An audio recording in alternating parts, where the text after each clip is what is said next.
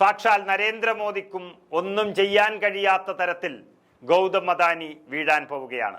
വ്യവസായി ഗൗതം അദാനിക്കെതിരെ അന്വേഷണം ആവശ്യപ്പെട്ടുകൊണ്ട് മദ്രാസ് ഹൈക്കോടതിയിൽ ഇതാ പൊതു താൽപര്യ ഹർജി വന്നിരിക്കുകയാണ്. അദാനിക്കെതിരെ ഈ ലോകത്തുയർന്നു വന്നിട്ടുള്ള എല്ലാ ആരോപണങ്ങളും പ്രത്യേക അന്വേഷണ സംഘമോ കേന്ദ്ര ഏജൻസികളോ അന്വേഷിക്കണമെന്നാണ് ഹർജിയിലെ ആവശ്യം. രാജ്യത്തിനകത്തും പുറത്തും ഗൗതം അദാനിയുടെ അദാനി ഗ്രൂപ്പിനെതിരെ ഉയർന്ന എല്ലാ അഴിമതി ആരോപണങ്ങളും അന്വേഷണ പരിധിയിൽ ഉൾപ്പെടുത്തണമെന്നും ഈ ഹർജിയിൽ ആവശ്യമുണ്ട്. യുണൈറ്റഡ് സ്റ്റേറ്റ്സ് ഡിപ്പാർട്ട്മെന്റ് ഓഫ് ജസ്റ്റിസിന്റെ കുറ്റപത്രത്തിന്റെ പശ്ചാത്തലത്തിലാണ് ഈ ഹർജി വന്നിരിക്കുന്നത്. ഹർജി കോടതി പരിഗണിക്കാൻ പോവുകയാണ്. ചെറിയ കേസല്ല ഇത്.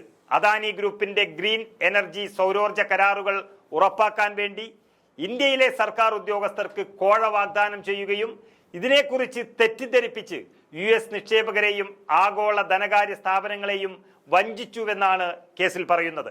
ഇതിന്റെ ഭാഗമായി US നിയമ നടപടി ആരംഭിച്ചതോടെ ശ്രീലങ്ക, കെനിയ, ഫ്രാൻസ് തുടങ്ങിയ രാജ്യങ്ങൾ അദാനി ഗ്രൂപ്പിന്റെ ഗ്രീൻ എനർജിയുമായുള്ള കരാറിൽ നിന്ന് പിന്മാറിയതും നമ്മൾ കണ്ടു.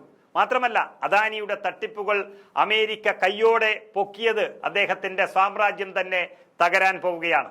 നേരത്തെ ഗൗതം അദാനിക്കും മറ്റ് 2 പേർക്കുമെതിരെ കൈക്കൂലി കേസിൽ അമേരിക്ക കുറ്റപത്രം ചുമത്തിയതോടെ US നിക്ഷേപ പദ്ധതികളിൽ നിന്ന് അദാനി ഗ്രൂപ്പ് പിന്മാറാൻ തയ്യാറായിരുന്നു.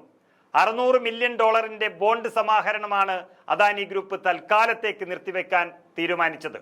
ഗൗതം അദാനി, സാഗർ അദാനി, വിനീത് ജെയിൻ എന്നിവർക്കെതിരെ എടുത്ത കേസിന്റെ പശ്ചാത്തലത്തിൽ എല്ലാം നിർത്തിവെക്കുകയാണെന്ന് ഗ്രൂപ്പ് ഒരു വാർത്താക്കുറിപ്പിലൂടെ അറിയിക്കുകയും ചെയ്തിരുന്നു.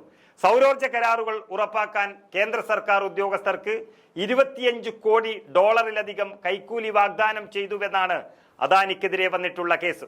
അമേരിക്കൻ നീതിന്യായ വകുപ്പാണ് അദാനി ഗ്രൂപ്പിനെതിരെ നടപടി എടുത്തിരിക്കുന്നത്.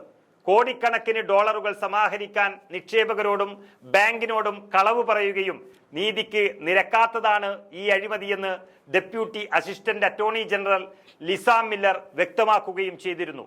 ഇതെല്ലാം വെച്ച് നോക്കുമ്പോൾ അഴിക്കുള്ളിലാകാൻ സാധ്യതയെന്ന് വാർത്തകൾ വരുന്നതിനിടയിലാണ് എല്ലാം ചേർത്ത് ഒന്നിച്ച് കുരുക്കുമുറുക്കാൻ മദ്രാസ് ഹൈക്കോടതിയിൽ പൊതു താൽപര്യ ഹർജി വന്നിരിക്കുന്നത്. ഇനി നരേന്ദ്രമോദിക്കും അദാനിയെ രക്ഷപ്പെടുത്താൻ കഴിയുമെന്ന് തോന്നുന്നില്ല. രാജ്യം പിടിക്കാൻ നരേന്ദ്രമോദി അദാനിയെ വളർത്തിയപ്പോൾ രാജ്യത്തിനു മുകളിലേക്ക് വളർന്നു പന്തലിച്ച അദാനിയെ ഇനി രാജ്യത്തിന്റെ പ്രധാനമന്ത്രിക്ക് രക്ഷിക്കാൻ കഴിയില്ല എന്നുറപ്പാകുകയാണ്.